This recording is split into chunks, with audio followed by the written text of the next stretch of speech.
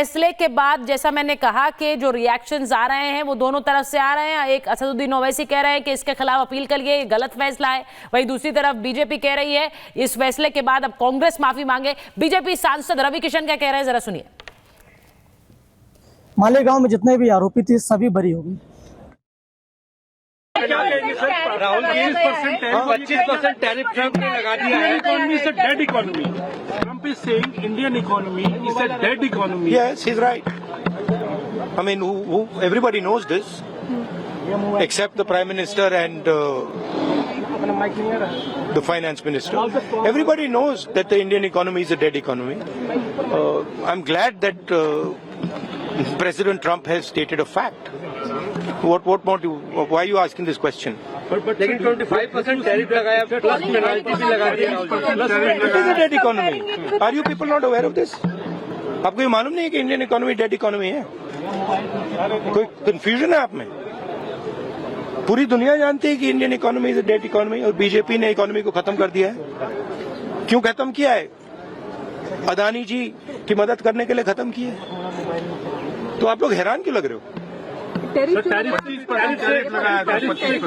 देखिए, आप एक चीज देखिए, फॉरेन मिनिस्टर भाषण करते हैं, we have a genius foreign policy, ठीक है।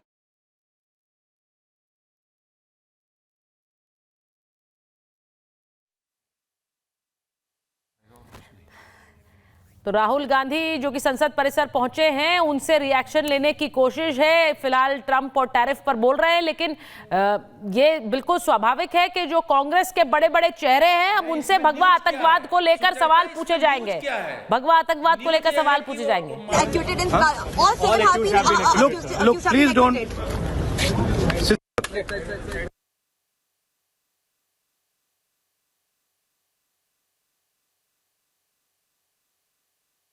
जब ट्रम्प टैरिफ पे पूछा गया तो कह रहे हैं Indian economy is dead economy. Rahul Gandhi Indian economy को dead economy. All the accused have been acquitted in Malegaon blast. All seven have been acquitted in all seven have been Look, please don't.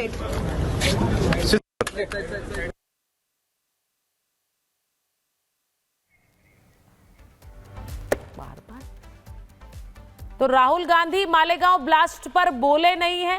Rahul Gandhi से Malegaon blast पर सवाल पूछा गया। अब Malegaon blast पर ये मैंने जैसा कहा स्वाभाविक है, जो बड़े नेता हैं वो मालेगांव ब्लास्ट पर कांग्रेस के बड़े नेताओं से सवाल पूछे जाएंगे, क्योंकि 2008 में कांग्रेस की सरकार केंद्र में भी और राज्य में भी, और इसीलिए ये सवाल कांग्रेस के बड़े नेताओं से पूछे जाएंगे। कोर्ट ने जो वर्डिक्ट दिया है उसमें सीधे कह दिया कि फैब्रिकेटेड जो एविडेंस था उसे फोरेंसिक जांच के लिए भेजा गया। ये भी कहा कि आरडीएक्स प्लांट करने के कोई सबूत, कर्नल पुरोहित ने अगर आरडीएक्स प्लांट किया तो इसके कोई सबूत नहीं है। ये आरडीएक्स कश्मीर से आया, इसके भी कोई सबूत नहीं है। ये सारी बातें कोर्ट ने अपने वर्डिक्ट में कही हैं और इसीलिए अब इन पर बहस होना और हंगामा होना स्वाभाविक है। इस पर हंगामा होगा क्योंकि भगवा आतंकवाद को लेकर। हाँ, आप कुछ कहना चाह रहे थे? कुछ टिप्स मिले हैं, मुझे लगता है अभी जो आपने दिखाया कि राहुल गांधी वास्तव में मुझे लगता है कि उनको पता ही नहीं है कि ये क्या हुआ है और क्या नहीं हो रहा। वो 25 Please don't try and digress the issue. The main issue sitting in front of India today is that the government has destroyed our economic policy, has destroyed our defense policy, has destroyed our foreign policy. Okay? They are running this country into the ground. You people don't say it.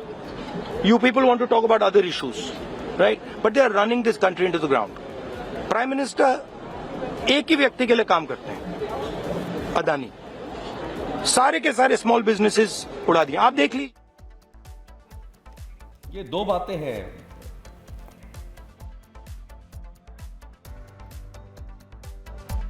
Malegaon में जितने भी आरोपी थे सभी बरी हो गए।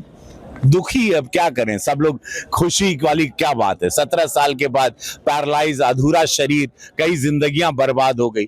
यही आरोप लगा के अपोजिशन ने, यही कांग्रेस ने लेके आज बर्बाद किया। उन सारे परिवारों को शुभकामनाएं, लेकिन आज वो सब रो रहे होंगे बरी हो, क्योंकि उन्होंने वो जुर्म नहीं किया था जिसके लिए उनको सजा या उनको आरोपी ठहराया गया था। और 17 साल समझ रहे हैं, जिंदगी खत्म हो जाती है 17 साल में। लेकिन मैं माननीय न्यायालय को बहुत साधुवाद, धन्यवाद देता हूं। और गृह मंत्री के बयान को दोबारा रिपीट करता हूं, जब उन्होंने कल सदन में कहा था कि हिंदू आतंकवादी नहीं होता है। आज वो बात साबित और सत्य साबित हुई। कांग्रेस के नेता ने एक शब्द गढ़ा था, भगवा आतंक। अब उन लोगों को क्षमा।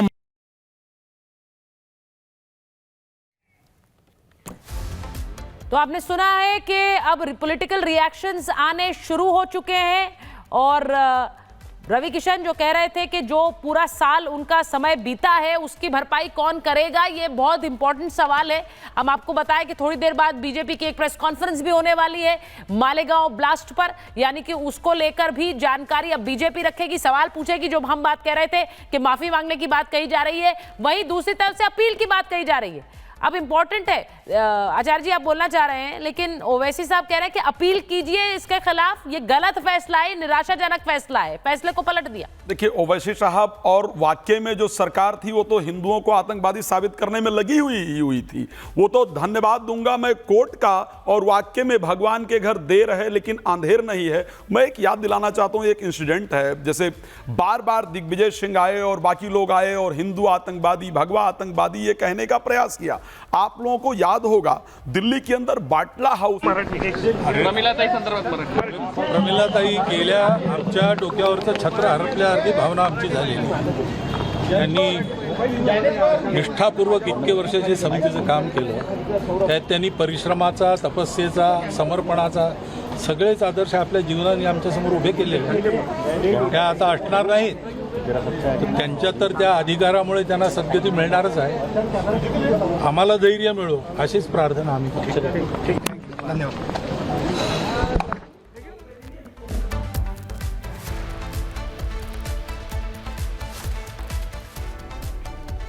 मोहन भागवत बोल रहे थे। अब देखिए ये रिएक्शन आएंगे, क्योंकि अभी जो थोड़ी देर पहले अवधेश जी बात कर रहे थे, बीजेपी और आरएसएस को बैन कराने की एक कोशिश, उस षड्यंत्र के तहत ये भी कहा गया, ये भी बोला गया। केशव प्रसाद मौर्य कह रहे हैं कांग्रेस हिंदुओं के खिलाफ एक साजिश रच रही थी। मालेगांव केस में कोर्ट के फैसले का स्वागत करते हैं।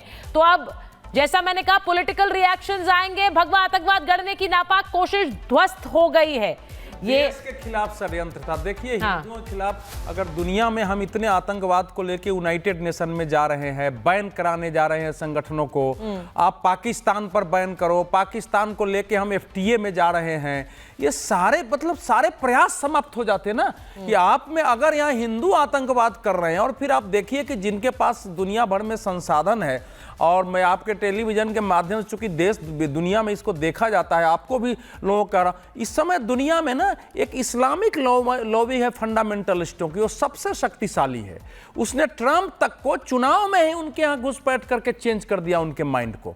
भारत में जिस ढंग से आप देखेंगे कि मुंबई हमले का वो 190 से ज्यादा लोग मारे गए, वो विस्फोट मुझे याद है, और उस विस्फोट से सारे आरोपी बरी कर दिए गए उनके जांच को। तो जितने शक्तिशाली तरीके से संगठित होकर के केस लड़े जा रहे हैं, जितने संसाधन आ रहे हैं, चाहे वो लव जिहाद के मामले हों, उसमें इस केस को बाद में लड़ना भी कठिन था। तो वो एक ऐसा षड्यंत्र था यूपीए शासन काल में। मुझे अभी भी नहीं समझ में आ रही है कि हमारे देश की सरकार में ऐसे कौन से तत्व थे जिसने उनका माइंड वॉश करके और इस सीमा तक ले गए कि जो आतंकवादी है उसको छोड़ो जी, अभी उसको छोड़ करके एक नई थ्योरी गढ़ के गढ़ो कि ये हिंदू यहां आतंकवाद कर रहा है। और इसी का कल्मिनेशन था कि वो किताब का विमोचन हुआ कि मुंबई ब्लास्ट आरएसएस की साजिश, और उस किताब तक लोग पहुंचे थे। और राकेश मारिया ने जो अपनी जीवनी लिखी है उसमें लिखा है कि अगर वो नहीं पकड़ा जाता तो उसके और हाथ सांसद श्रीकांत शिंदे इस वक्त कुछ बयान दे रहे हैं, अवधेश जी वो भी जरा सुन लेते हैं।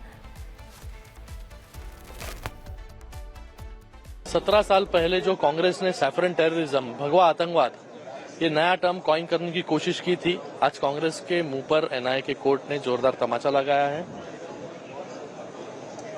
जो इतने सालों तक भारत पर आतंकी हमले होते आए हैं। पाकिस्तान के माध्यम से स्टेट स्पॉन्सर टेररिज्म हो, क्रॉस बॉर्डर टेररिज्म हो, उनको कवर करने के लिए इन्होंने ये भगवा आतंकवाद, भगवा टेररिज्म सिर्फ वोट बैंक की राजनीति के लिए, कांग्रेस ने इसके साथ हिंदुत्ववादी संगठनों को भी जोड़ने का काम किया, आरएसएस जैसे बड़े संगठनों को भी जोड़ने का काम किया। लेकिन आज 17 साल की प्रतीक्षा के बाद 17 साल इन्होंने उनको इतना टॉर्चर किया, जबरन कांग्रेस की सरकार ने इनसे स्टेटमेंट्स भी लिए, लेकिन आज दूध का दूध और पानी का पानी हो गया। आज 2008 के बाद, आज 17 साल के बाद सभी लोगों को बाइज्जत बरी करने का काम एनआईए के कोर्ट के माध्यम से हुआ है।